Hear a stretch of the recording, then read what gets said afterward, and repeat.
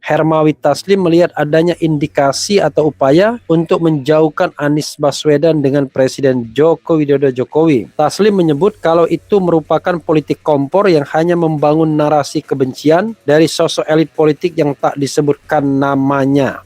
Apa hubungannya seorang sekjen PDIP lalu mengutak-atik calon presiden dari Partai Nasdem? Bukankah sebaliknya kalau calon presiden dari Nasdem itu dianggap buruk? Kan bagus bagi PDIP. Artinya peluang menangnya lebih besar karena calonnya buruk. Politik yang penuh trik, yang penuh tricking ya. Jadi padahal kita tahu ya, Istana memang tidak happy dengan Anies Baswedan. Kenapa? Sekali lagi saya katakan, karena Anies adalah tokoh yang dianggap bisa mengubah rezim hari ini.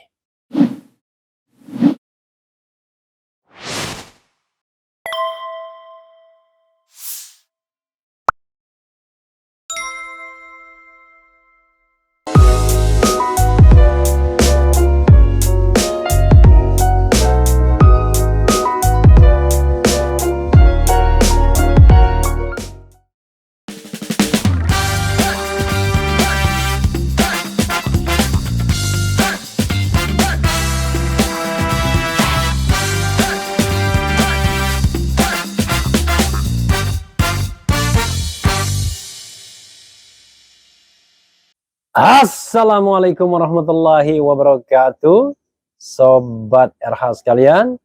Jumpa lagi kita di channel yang mengenai komporisme, yaitu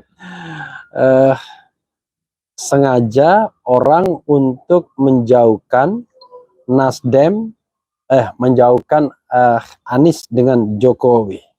Padahal memang jauh atau padahal pura-pura jauh, padahal tidak jauh ya. Oke, tetapi ini mengenai persaingan politik yang kadang-kadang ujungnya tidak sehat. Itu yang kadang-kadang kita sedih ya. Padahal kalau kita bicara bersaing secara sehat, ya bersaing saja. Saya misalnya baru saja membaca ya surat dari seorang pengacara, katakanlah pengacara top ya, yang pernah dihukum ya, itu yang meminta kemudian Anies Baswedan untuk ditersangkakan, kira-kira begitulah ujungnya, karena dianggap memperkaya Formula E, kira-kira begitu. Karena kontrak Formula E tersebut harusnya tidak mengikat PJ Heru ya. Padahal kita tahu bahwa PJ harus melanjutkan kebijakan gubernur sebelumnya, karena dia kan bukan orang yang punya mandat langsung sebenarnya. Tapi sekali lagi ini tetap digoreng ya, dan apakah Anies jadi tersangka atau tidak sepertinya tidak bergantung kepada soal genuine hukum, tetapi lebih pada soal yang terkait dengan konstelasi sosial politik, dan ini menyedihkan sesungguhnya. Kenapa begitu? Dari hukum tata negara harus kita paham antara kebijakan dengan tindak pidana. Kalau kebijakannya dianggap keliru ya, maka kebijakan itu harus dikontrol, harus atau bisa dibatalkan.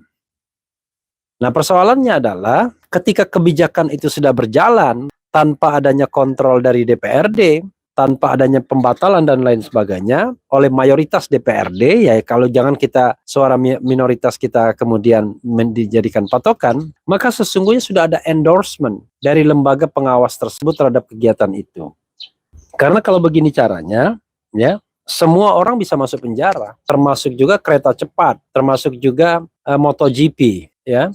Itu bisa masuk penjara. Kenapa? Karena bisnis to bisnis juga, tetapi kemudian deploy uang negara. Dalam kereta cepat gila-gilaan uang negaranya. Dalam motorbike juga gila-gilaan uang negaranya. Jadi semua bisa masuk penjara gara-gara kita berpikir bahwa kalau ada hal-hal seperti ini, bisnis to bisnis, maka kalau ada uang negara atau uang daerah yang keluar, maka itu adalah tindak pidana korupsi. Memprihatinkan saudara sekalian ya, kalau kita main politik incar mengincar. Jadi semua disandra, ketua-ketua umum disandra oleh kekuasaan istana. Jadi mereka menyandra. Kalau misalnya kasus minyak goreng misalnya, siapa yang disebut? Ketua umum partai politik. Kasus durian kardus, siapa yang disebut? Ketua umum partai politik. Kasus soal hutan, siapa yang disebut? Ketua umum partai politik. Jadi tidak ada ketua umum partai politik yang tidak bermasalah kalau begitu. Nanti dicari-cari juga termasuk misalnya yang sekarang menjadi menteri, dicari juga masalahnya. Jadi so easy untuk kemudian menyalahkan orang dengan kasus-kasus yang sifatnya administratif.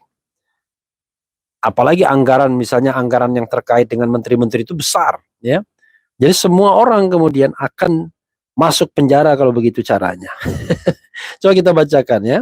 Nasdem singgung oknum politik kompor yang ingin jauhkan Anies Baswedan dengan Presiden Jokowi. Wakil Sekretaris Jenderal Wasekjen Partai Nasdem, Hermawi Taslim, melihat adanya indikasi atau upaya untuk menjauhkan Anies Baswedan dengan Presiden Joko Widodo Jokowi. Taslim menyebut kalau itu merupakan politik kompor yang hanya membangun narasi kebencian dari sosok elit politik yang tak disebutkan namanya. Banyak juga ini politik kompor. Politik kompor, ada oknum elit politik di partai itu, hanya itu yang ngomong. Itu terus yang ngomong, yang lain tidak ngomong. Coba menjauhkan Anies Baswedan dengan Jokowi. Membangun narasi-narasi kebencian, kata Taslim saat diskusi bertajuk utak-atik tiket capres, ya, bersama kedai kopi. Kendati begitu, upaya untuk menjauhkan Anies dengan Jokowi itu seakan terbantahkan saat prosesi pelepasan posisi Gubernur DKI Jakarta di Istana Negara. Menurutnya saat itu Jokowi menerima Anies Baswedan yang purna bakti sebagai orang nomor 1 di pemerintahan Provinsi DKI Jakarta. Tapi Anies diterima oleh Pak Jokowi, tidak sembarang Jokowi menerima orang, tidak sembarang orang diterima, kata Taslim.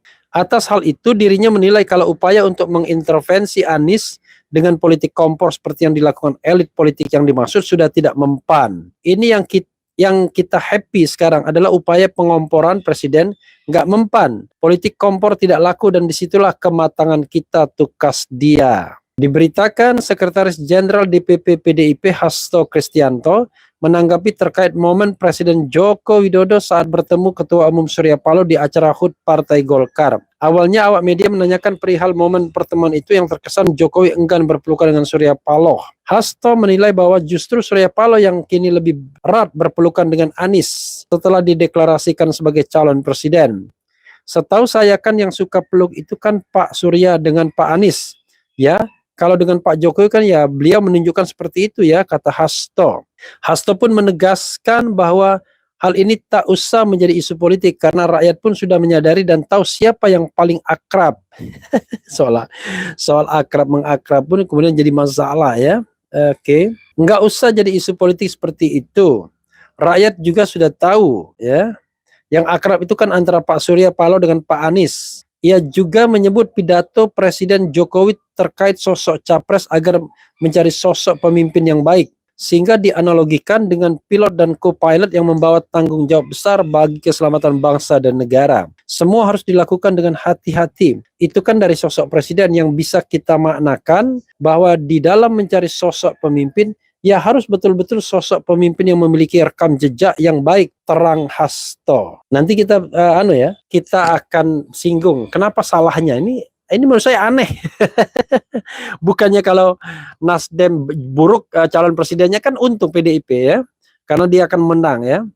Ditegaskan juga pernyataan Jokowi bisa dimaknai bahwa dalam mencari pemimpin harus betul-betul memiliki rekam jejak yang baik. Track record kepemimpinan yang bangun prestasi itu yang diharapkan oleh Pak Jokowi yang juga dihimati oleh PDI Perjuangan, pungkasnya. Sebelumnya momen salaman Presiden Joko Widodo bersama Ketua Umum Nasdem Surya Paloh saat peringatan hari ulang tahun ke-58 Partai Golkar viral di media sosial. Jokowi disebut menghindar dari Paloh yang ingin memeluknya.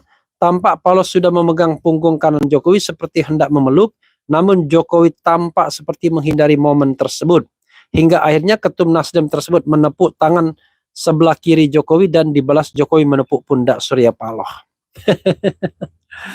Sobat era sekalian,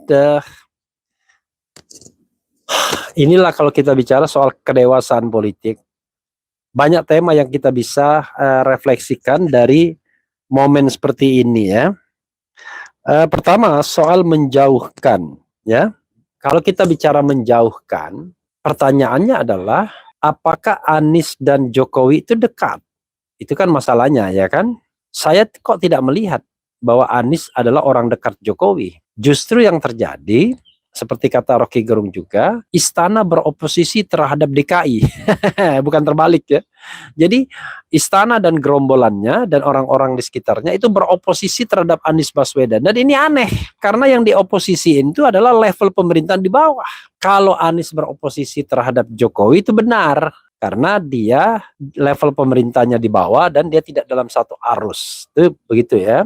Lalu soal keakraban itu ya kita bisa dekat bisa tidak. Tapi sebagai bangsa ya kita harus mengikuti hukum-hukum administrasi ya. Jadi hukum administrasinya adalah kalau sudah selesai berpamitan itu biasa saja. Itu satu. Oke. Jadi saya tidak menganggap bahwa Anies dan Pak Jokowi itu adalah tokoh yang saling berdekatan. Terutama setelah Pak Jokowi memilih untuk mereshuffle Anies Baswedan, saya kira hubungan mereka tidak sedekat seperti sebelumnya ya. Kira-kira begitu. Apalagi kadang-kadang Anies secara halus menyindir Jokowi. Nah, tetapi jangan lupa kabinet Jokowi juga rame-rame beroposisi terhadap Anies. Itu satu. Oke. Dan kita tahu bahwa Anies adalah sosok yang tidak dikehendaki istana so far. Siapa saja? Ya, kita sebutkan orang-orang istana Jokowi, mungkin Luhut Binsar Panjaitan, mungkin juga orang-orang di sekitar kekuasaan, mungkin juga para buzzernya dan lain sebagainya. Itu satu. Yang kedua, sobat era sekalian, kenapa seorang Hasto kemudian sampai ingin mencampuri calon presiden dari Nasdem? Itu aneh menurut saya. Dan kenapa dia tidak rewel dengan calon presiden dari Gerindra yang notabene adalah Prabowo Subianto? Kan aneh. Apa hubungannya seorang sekjen PDIP lalu mengutak-atik calon presiden dari Partai Nasdem? Bukankah sebaliknya kalau calon presiden dari Nasdem itu dianggap buruk, kan bagus bagi PDIP. Artinya peluang menangnya lebih besar karena calonnya buruk. Yang kedua. Yang ketiga juga aneh.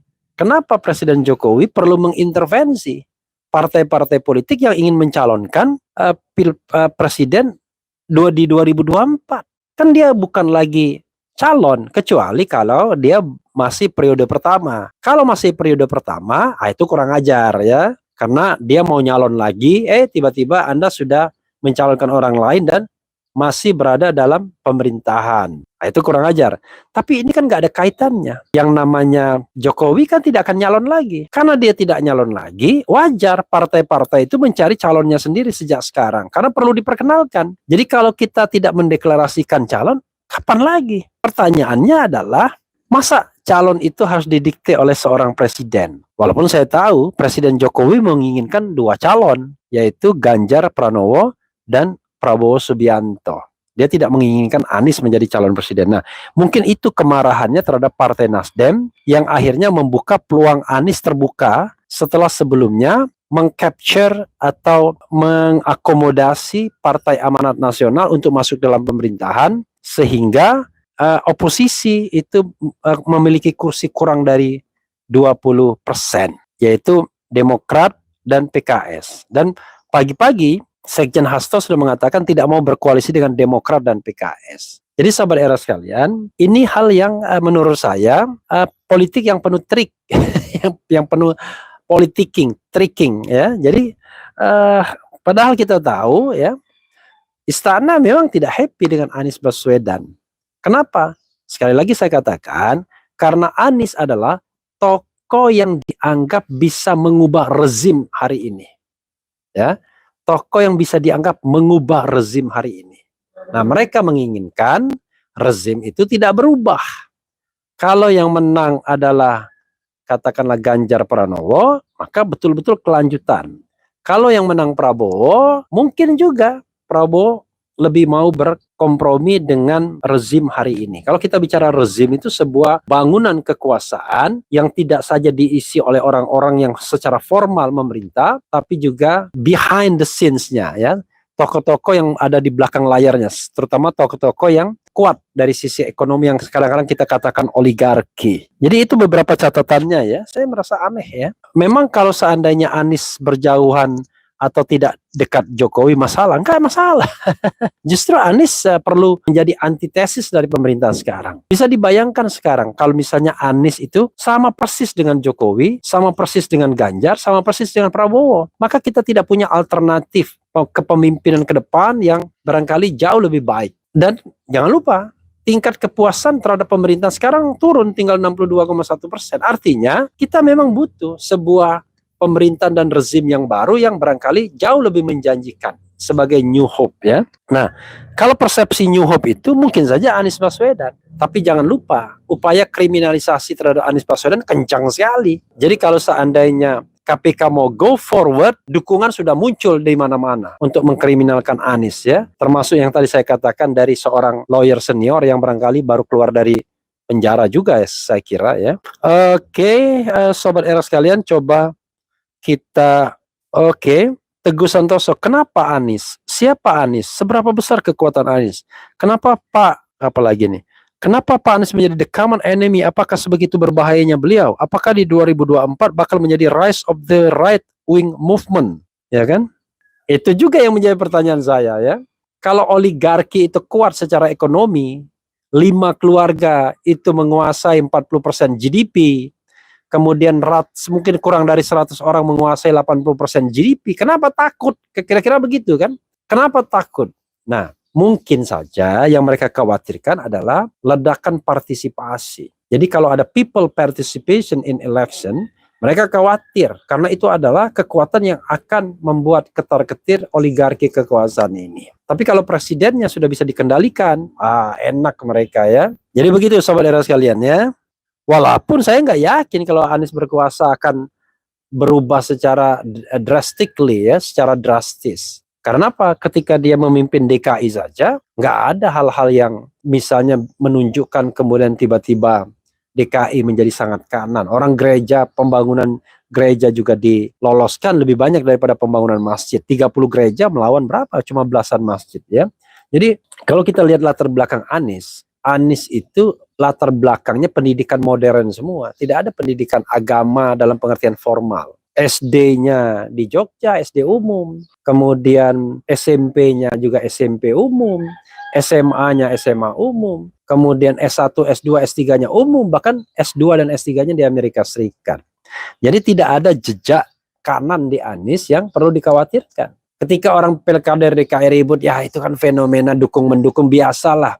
Orang Prabowo Subianto yang tidak kanan saja didukung oleh kelompok kanan ketika berhadapan dengan Presiden Jokowi. Jadi fenomena sesaat menurut saya jangan terlalu kita khawatirkan. Jadi rezim ini dan pendukung-pendukungnya jadi paranoid. Saking paranoidnya adalah menghadang. Bagaimana caranya agar orang ini tidak nyalon, ya kan? Pertama, dengan merekrut PAN ke dalam pemerintahan biar kursinya tidak cukup. Yang kedua, memasang jerat Formula E yang suatu saat bisa dikapitalisasi untuk menersangkakan. Ternyata Nasdem berani keluar dari sangkar istana. Dia berani mencalonkan Anies Baswedan sebagai calon presiden, sehingga kalau Demokrat dan PKS mengendorse juga, maka jadilah tiket Anies. Padahal tiket itu tak dikehendaki. Ya jangan begitulah kompetisi politik. Sudah presidensial threshold diterapkan, cuma gara-gara ada Anies saja kok tiba-tiba dianggap terlalu bermasalah ya. Itu not good ya. Kita juga ingin ya, kalau memang Ganjar menjadi calon terbaik ya, mau dan mampu melindungi segenap bangsa, ya kita juga senang kalau dia terpilih. Kalau Prabowo juga begitu, kita senang. Intinya adalah kita ingin presiden yang sebaik-baiknya. Kemudian apa tips supaya bisa ngomong sendiri, pidato berjam-jam dengan lancar tanpa teks, seperti pidato Trump, Vladimir Putin, Obama, termasuk RH sendiri. Saya malu.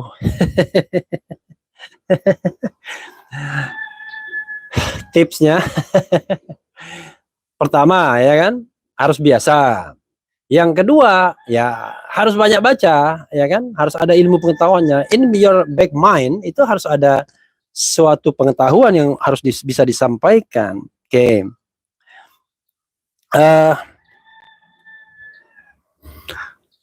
Kemudian apa lagi? Kalau oligarki sudah lengser, bagaimana yang terjadi ke depannya? Saya berharap itu tidak ada. Kalau oligarki sudah lengser yang lama, muncul oligarki yang baru. Biasa. Cuman masalahnya adalah presiden yang baik, pemimpin yang baik adalah yang mengendalikan oligarki, bukan yang dikendalikan oligarki. Itu soalnya. Jadi bukan yang dikendalikan oligarki, tapi yang mengendalikan oligarki. Kemudian penggunaan politik kompor, politik hasutan, politik pemutarbalikan fakta, penggunaan isu politik identitas jelang Pilpres 2024 oleh elit partai tertentu tujuannya untuk jegal Anies. Menjegal Anies dalam pengertian yang fair nggak ada masalah. Artinya gini, mulai ada negatif campaign terhadap calon. Tapi kan ini aneh. Kenapa aneh? Saya katakan, loh, istana saja belum ada calon, ya kan? Prabowo sendiri juga belum ada calon. Anies juga belum tentu bisa nyalon. Kok tiba-tiba sudah ada negatif campaign? Nantilah kalau sudah sama-sama terdaftar di KPU, dinyatakan sebagai pasangan calon, barulah kemudian kita berkampanye. Sekarang ini jegal-menjegalnya nggak sehat. Bahkan jegal-menjegal yang luar biasa adalah dengan kriminalisasi ya. Nah ini ya. Anies koruptor Formula E kok mau nyapres? Waras otakmu, Refli mendukung kadrun korup. Allahu Akbar ya.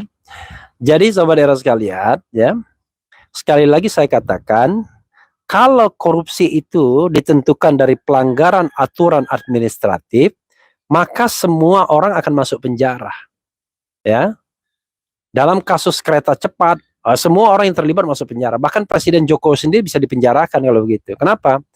Karena Presiden Jokowi mengeluarkan Perpres yang mengatakan itu adalah business to business. Tapi ternyata kan tidak. Uang negara untuk kereta cepat juga. Bagaimana dengan motorbike? Apakah itu tidak business to business? Business to business juga. Tapi saya nggak cek ya. Tapi rasanya nggak mungkin itu program negara. Jadi banyak sekali program-program yang kadang-kadang tidak bisa ya dilepaskan begitu saja. Belum lagi misalnya klub-klub olahraga yang dibiayai oleh anggaran-anggaran di daerah. Jadi sebenarnya yang paling penting adalah mekanisme ketatanegaraan di daerahnya dijalankan. Ada peran pengawasan, peran budgeting dan lain sebagainya. Ya, ada endorsement dari DPR dan lain sebagainya. Jangan sampai kemudian tiba-tiba seolah-olah bahwa kalau ini programnya Anies, maka nggak perlu dilanjutkan oleh berikutnya. Karena yang namanya program itu harus ada kontinuitas. Ya, contoh misalnya, bisa nggak nanti presiden yang baru mengatakan saya nggak mau bayar utang karena itu utangnya multi years, bukan utang saya, itu utangnya Jokowi, bisa nggak? Itu utang loh, bukan pembayaran seperti Formula E, ya kan? Bisa nggak? Nanti presiden yang baru mengatakan saya nggak mau bayar utang, itu kan utang pemerintah lama, utang Jokowi bukan utang saya. Jadi kalau cara berpikir kita hanya hukum administratif bisa menjerat orang, wah gawat. Ya kan? Nanti semua pemimpin akan mengatakan nggak perlu bayar utang. Toh waktu utang nggak ada persetujuan DPR dan diutak-atik lah.